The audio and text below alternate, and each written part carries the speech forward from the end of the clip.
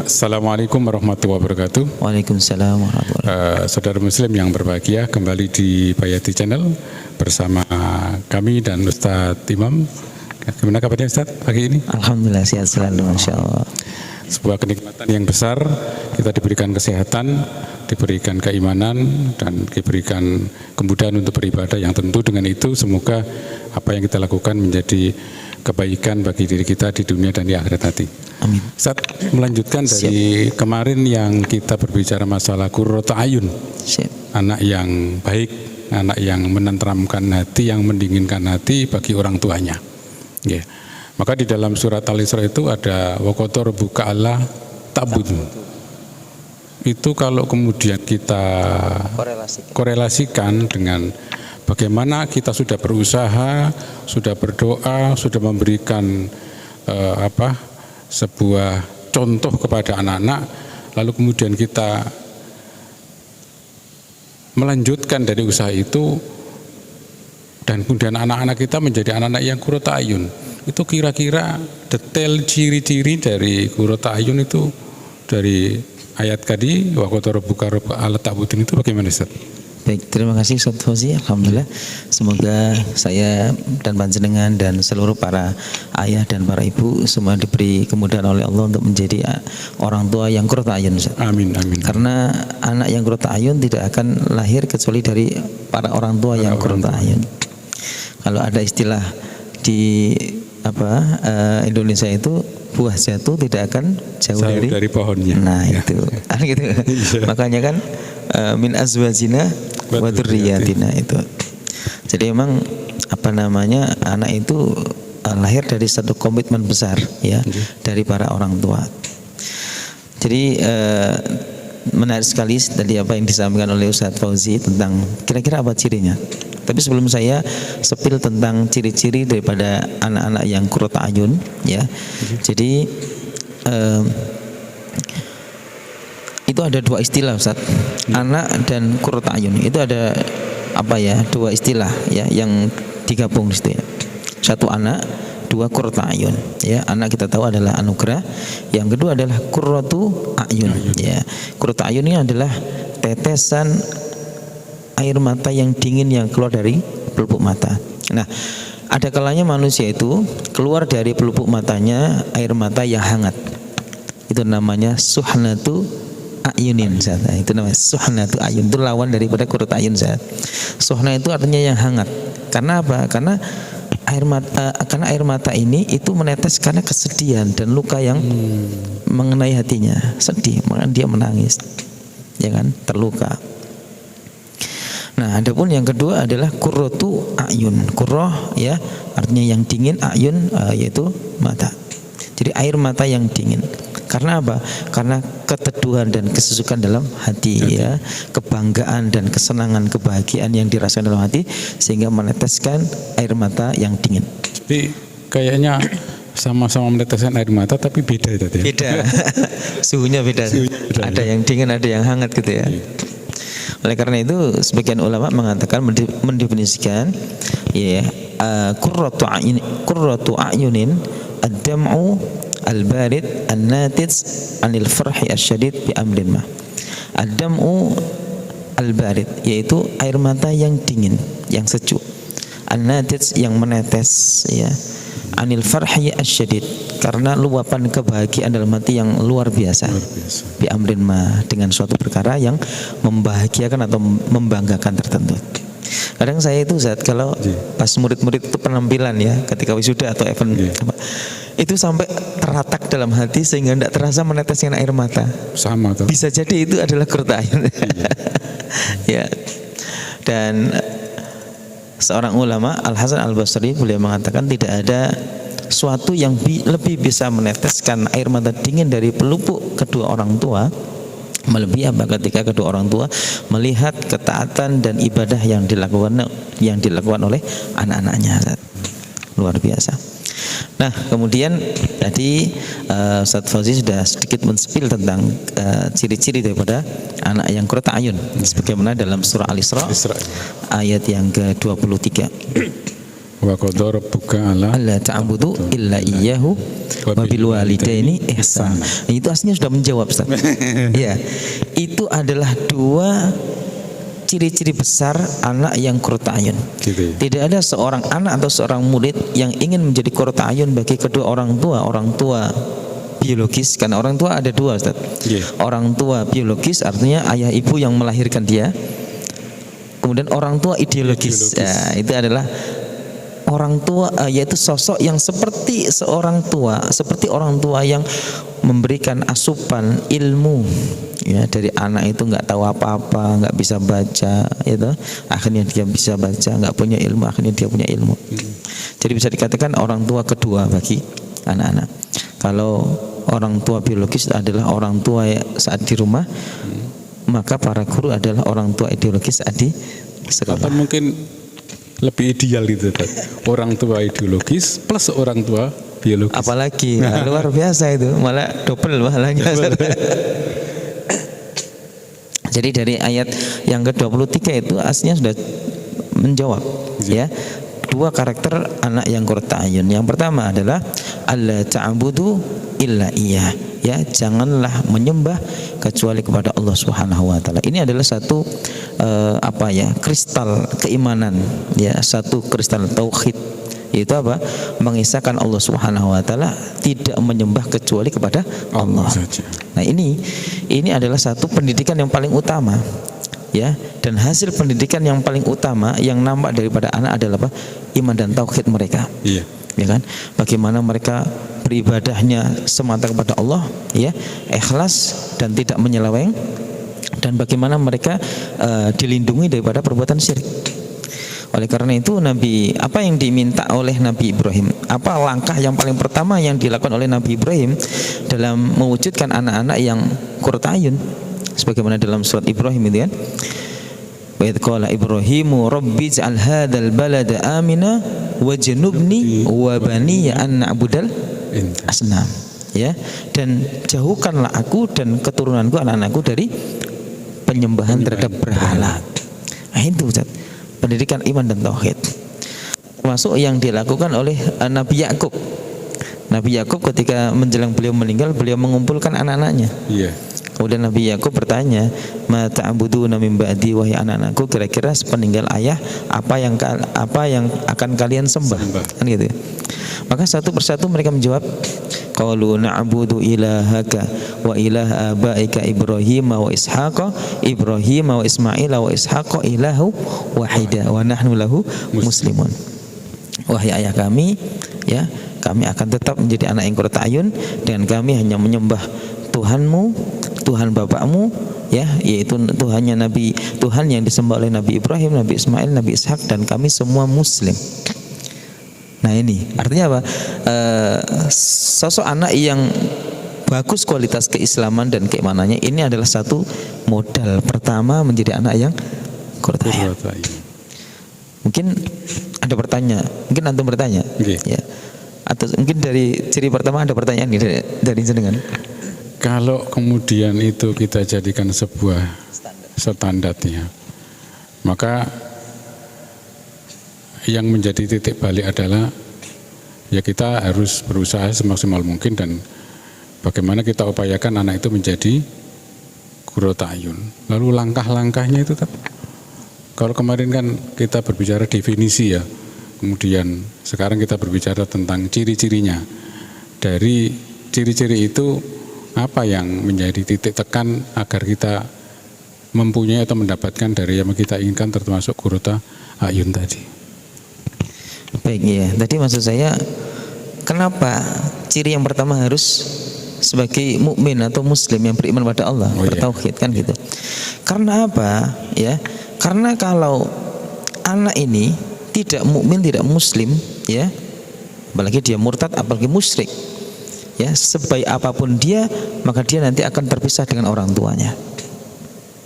Kalau misalnya orang tuanya muslim masuk surga, dia nggak bisa masuk surga, ya, putus, sama seperti apa yang dialami oleh Nabi Nuh, ya.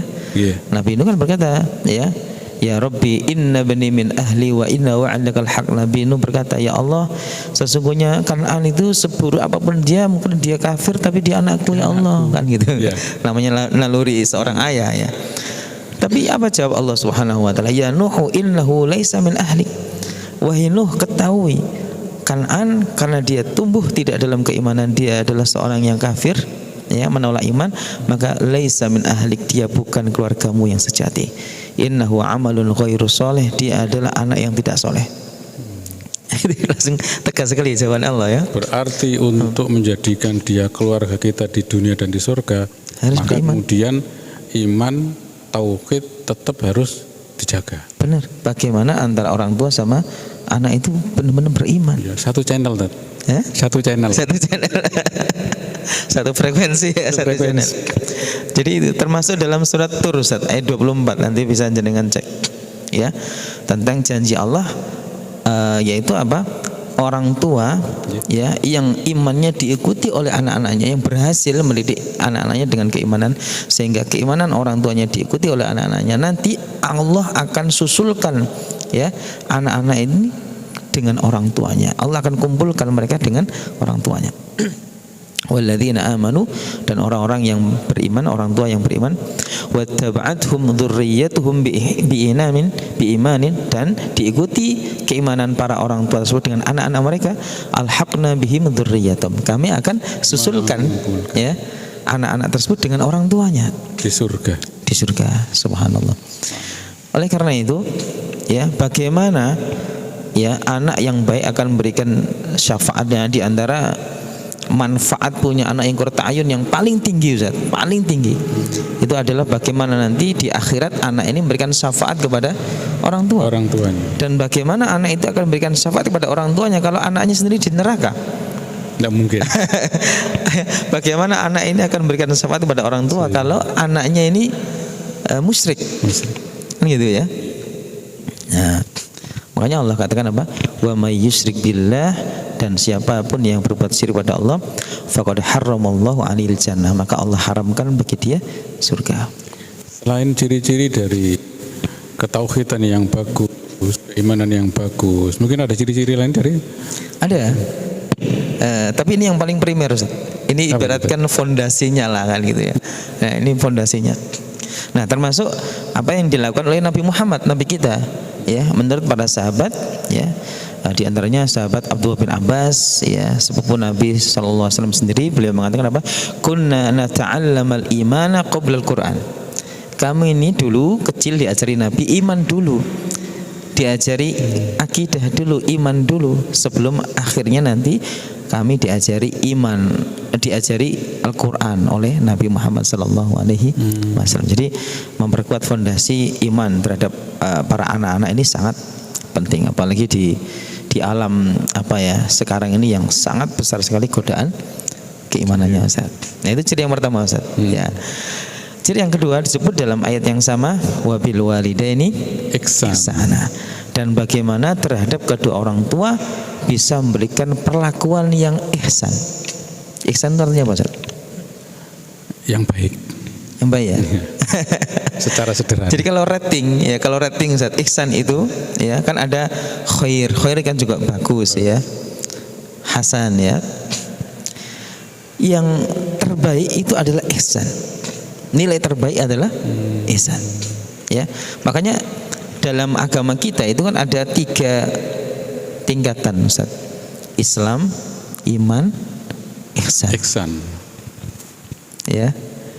Misalkan dalam konteks sholat ya, dalam konteks sholat, seorang itu ketika meyakini atau mempercayai ya, ketika seorang ini melaksanakan sholat, maka dia sudah Islam pada level yang pertama. Entah sholatnya khusyuk atau tidak, yang penting dia sholat itu Islam. Ya gitu. Islam. Nah kemudian kalau dia naik level ke iman, maka dia sholatnya dengan keimanan. Dia sholat dengan ilmu, dia sholat sesuai dengan yang dicontohkan oleh Nabi, ya kan? Kemudian dia mencoba mencapai alam kekhusyuan dalam sholatnya, ya. Dia saat sholat benar-benar merasa berhadapan dengan Allah, dia merasa mi'raj kepada Allah Subhanahu Wa Taala. Nah, itu kan keimanan, ya toh? Nah, di atas itu yang paling tinggi adalah ihsan. Di mana apa? Dia benar-benar merasa ketika dia sholat dia diawasi oleh Allah Subhanahu wa taala, atau bahkan dia merasakan Allah melihat, dia melihat Allah, atau dia merasa diawasi oleh Allah. Ya kan? Ustaz Fauzi masih ingat enggak apa definisi daripada ihsan? Kita merasa seakan-akan melihat Allah, dan ketika kita tidak mampu dengan perasaan itu, yakinlah bahwa Allah melihat kita. Benar, ya. Itulah jawaban Nabi ketika ditanya oleh malaikat Jibril kan, dalam hadis malaikat Jibril kan, atadrimal ihsan, wahai Muhammad, tahukah kamu apa itu ihsan atau tingkatan yang tertinggi dalam agama Islam ini? Anta abudallaha ka'annaka tarahu fa illam takun tarahu fa innahu yaraka. Yaitu hendaklah engkau beribadah pada Allah seakan-akan engkau melihatnya. Nah, ini sudah melampaui, Ustaz. Jadi benar-benar apa ya, dia tidak hanya melakukan karena secara fisik, tapi secara batin dia benar-benar merasakan melakukan ini di hadapan Allah Subhanahu wa taala. Fa illam takun tarahu fa innahu yarak. Dan kalau kamu belum bisa merasakan engkau melihat Allah, rasakan bahwasanya engkau sedang dilihat dan diawasi oleh Allah Subhanahu wa taala. Sehingga orang itu dia menahan diri daripada dosa karena malu sama Allah, itu sudah ihsan. Mau korupsi itu tapi dia, ada Allah yang melihat saya, ini nggak jadi, itu ihsan. Nah itu yang CCTV yang terbaik, itu ihsan itu. Jadi mungkin kesempurnaan dari sebuah keimanan kita itu diukur terakhir dari bagaimana kita ihsan kepadanya, sehingga seluruh aktivitas ibadah kita bukan hanya ingin dipuji orang atau ingin dibanggakan orang, tapi bagaimana dia ingin Allah melihatnya sebagaimana perasaan dia seakan-akan melihat Allah. Maka apapun dilakukan, baik kebaikan keburukan, semuanya atas dasar pengawasan Allah. Dan bukan hanya mengejar absen ya. Absen kan urusan manusia. Manusia, administrasi ya. Administrasi. Ya. Yang penting kan tidak hanya kan gitu ya. Jadi, nah itu saat ya yang karakter yang pertama tadi ya, iman ya, bertauhid pada Allah. Yang kedua adalah ihsan tadi ya. Ihsan, berbuat perilaku yang terbaik kepada kedua orang tua. Ya. Bi fi'lin wa qaulin ya, kata Ibnu Katsir itu, yaitu memperlakukan orang tua yang terbaik baik secara verbal maupun secara perilaku yang terbaik, ucapan juga yang terbaik. Nah, kemudian di kalimat berikutnya Ustaz, itu dijelaskan oleh Allah bagaimana sih ya karakter anak yang ihsan terhadap orang tua. Karena anak yang qurratu a'yun itu pasti ihsan terhadap orang tua. Ya, bersikap yang terbaik, berkata yang terbaik kepada orang tua. Nah, bagaimana sih rinciannya itu di ayat berikutnya. Ya kan? Di ayat berikutnya itu, ya kan? Imma yablughanna 'indakal kibara ahaduhuma aw kilahuma, ya. Imma yablughanna, yaitu ketika sampai ya di usia tua, di usia sepuh, ya. Ahaduhuma aw kilahuma, salah satu daripada orang tua atau dua-duanya bahkan di usia tua. Fala takul lahuma uffa, itu. Maka jangan sampai seorang anak ini yang qurratu a'yun berkata sebagai bentuk kekesalan, sebagai bentuk penolakan, ya, sebagai bentuk apapun lah yang sifat negatif. Ya, subhanallah. Jadi sebagaimana orang tua dulu kepada anak-anak ketika anak-anak kecil gitu ya. Anak-anak ketika kecil kan mentalnya kan lemah ya. Yeah. Psikisnya kan lembut. Ya, dalam satu penelitian ketika orang tua itu membentak anak ya karena satu kesalahan tertentu, maka akan rusak sekian ribu saraf dalam otaknya. Itu anak ketika kecil. Nah, orang tua ketika dia kembali tua, dia akhirnya seperti anak-anak. Dia kembali lembut perasaannya. Dia tidak lagi bisa leluasa bergerak sebagaimana anak-anak ketika masih kecil. Nah, dia mendengar perkataan-perkataan yang negatif dari anaknya, maka dia mudah tersakiti hatinya. Karena sensitifnya perasaan orang tua, ya, yang saat ketika dia tua sama seperti sensitifnya anak, ya. Maka jangan sampai dia mendengar ya yaitu ucapan-ucapan negatif meskipun bentuknya gitu. Luar biasa ya.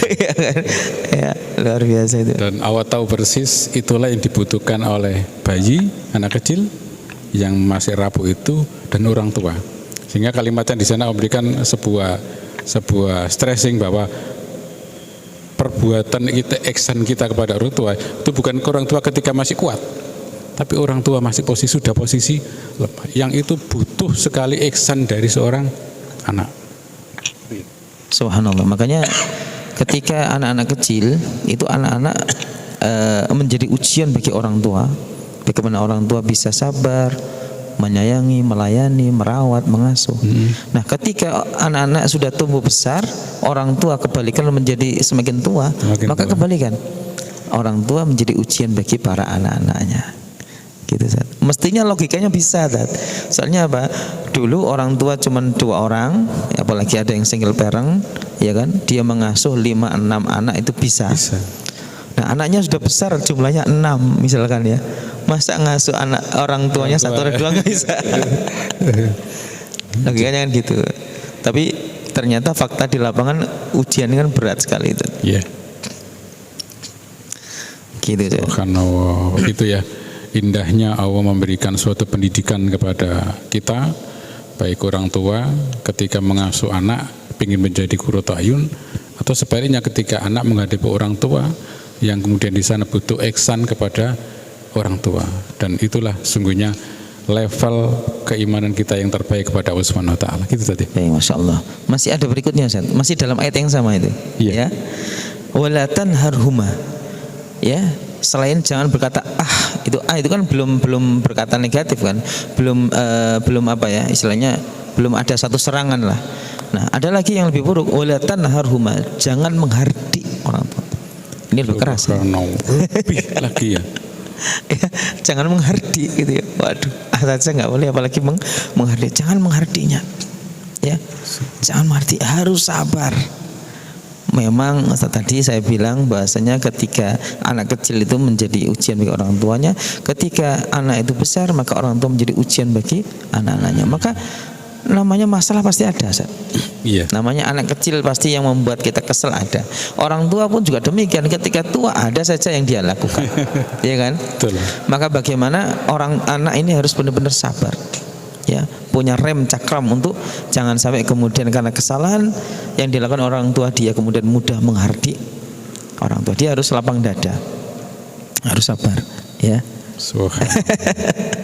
Jangan sampai menghardik gitu, ya. Itu. Wa qul lahuma qaulan karim. Nah, ini yang ketiga, ciri ihsan yang ketiga adalah wa qul lahuma, tapi berkatalah untuk kedua orang tua yang sudah sepuh tadi itu qaulan karima, ucapan yang memuliakan. Masya Allah. Gimana Tat? Ucapan yang memuliakan. Seorang ketika kita ajak bicara, ketika kita ngomong sama dia, dia merasa dimuliakan. Bukan itu merasa ada di perasaan ini. Disitulah makanya anak harus pintar. Harus punya etika, pintar, paling tidak pintar dalam apa? Menjaga perasaan, pintar dalam memilih diksi, kata yang pas. Tapi sepertinya relevan banget ini. Bahasan kita ini relevan banget. Ketika orang tua menjadikan anak itu menjadi qurratu ayun, seakan-akan orang tua memberikan modal. Nanti kalau saya tua, kau harus bisa seperti aku ketika merawat bayimu. Jadi modal yang diberikan orang tua kemudian dikemas oleh seorang anak, logikanya pas dan pasti dan harus bisa bahwa dia nanti ketika merawat orang tua dia bisa berbuat yang sama. Kalau enggak kan gak imbang tadi. Benar. Makanya siapa yang menanam pasti dia mengetam kan. Iya. Nah, gitu. Makanya benar-benar harus kita mulai dari diri kita, karena anak itu ibarat spons. Anak itu akan menyerap habis apa yang dia lihat, apa yang dia dengar, termasuk apa yang dia rasakan dari para orang tua. Makanya menurut ahli parenting, anak itu tidak hanya belajar kata-kata atau tidak hanya belajar sikap dari orang tua, tapi termasuk belajar perasaan. Bukan hanya kosakata tapi kosarasa. Kosarasa. Ya. Ada rasa yang perlu, ya kan gitu. Nah, anak-anak sekarang ini seperti terancam dengan akan menjadi robot. misekspresi, dia nggak punya ekspresi loh. Ada degradasi rasa tuh. Apalagi bisa menangis saat sholat. Itu kan rasa yang paling tinggi itu. Kalau nangis karena nggak ada uang mungkin lumrah itu. Ya. Masya Allah. Jadi itu Zat, ya. Nah kemudian itu baru yang kedua. Yang bagaimana? Yang ketiga tadi wa kulluhuma qaulan karimah, dan ucapkanlah kepada orang tua itu begitu. Bila kita berdialog sama orang tua, maka pilihlah kita ucapan yang membuat orang tua itu tetap dimuliakan. Jangan sampai terbesit ya satupun kata bagaimana untuk merendahkan, menyalahkan, menyudutkan orang tua. Orang tua tidak untuk disudutkan, tidak untuk disalahkan. Tapi apa? Untuk dimaafkan. Nah, itu tuh. Andai kan dia nggak punya kelebihan nih. Andai kan orang tua tidak punya kelebihan sama sekali, merepotkan, maka kalau terhadap orang lain kita bisa maafkan, maka orang tua orang yang paling berhak untuk kita maafkan. Subhanallah. Ada loh anak-anak itu yang nggak bisa maafkan orang tuanya. Dendam. Segitunya ya? Iya. Mungkin kasus KDRT ya kan, dulu orang tuanya mungkin tidak pernah ngurusi dia dan lain sebagainya. Ada Ustaz. Terus bales. Benar. Apalagi kemudian sampai cerai. Ya yang cerai kan orang tua. Tapi anak kan nggak bisa, anak cerai kan nggak bisa.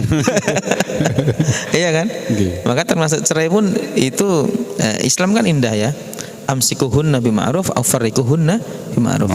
Ya kan? Peliharalah pernikahan itu dengan ma'ruf, dengan baik, atau bercerailah dengan baik. Nah ini kadang ini yang kurang dipahami. Bercerai dengan baik Ustaz. Maksudnya apa? Jangan sampai menimbulkan luka yang dalam terhadap anak-anak. Yeah. Termasuk ada hak-hak anak tersebut harus ditunaikan karena nggak ada mantan anak. Kalau mantan istri, mantan suami kan bisa. Nah itu Ustaz. Bisa kita lanjutkan lagi atau sudah cukup waktunya nih? Biar nanti seru. Ada episode berikutnya. Iya. Okay. Baik, mungkin berarti 3 sifat dulu ini daripada ihsan terhadap anak yang bisa kita uraikan. Mungkin ada pertanyaan lagi Ustaz yang bisa dieksplorasi mungkin? Sepertinya pertanyaannya disimpan biar nanti teman-teman kita, saudara-saudara kita bertambah penasaran. Menunggu lagi ya. Apa kelanjutannya? Saksikan yang berikutnya. Insya Allah. Baik, saudara muslim yang berbahagia, itu tadi perbincangan kami dengan Ustadz Imam terkait dengan bagaimana ciri-ciri qurratu ayun sampai seakan-akan bentuk qurratu ayun adalah bagaimana standar kita iman kepada Allah, itulah nanti yang membedakan kita dengan orang lain terkait dengan bagaimana kita birrul walidain, berbuat baik kepada orang tua sampai pada tingkatnya berbuat ihsan yang terbaik bagi orang tua. Kenapa? Karena sesungguhnya itu adalah tiket kita untuk menuju surga Allah Subhanahu wa taala. Itu ada pesan terakhir. Baik, saudara muslim yang berbahagia, kita tutup dengan bacaan hamdalah dan doa kafaratul majelis. Alhamdulillahirabbil alamin. Subhanakallahumma wa bihamdika asyhadu an la ilaha illa anta astaghfiruka wa atubu ilaik. Dari kami channel berikutnya. Assalamualaikum warahmatullahi wabarakatuh. Waalaikumsalam warahmatullahi wabarakatuh.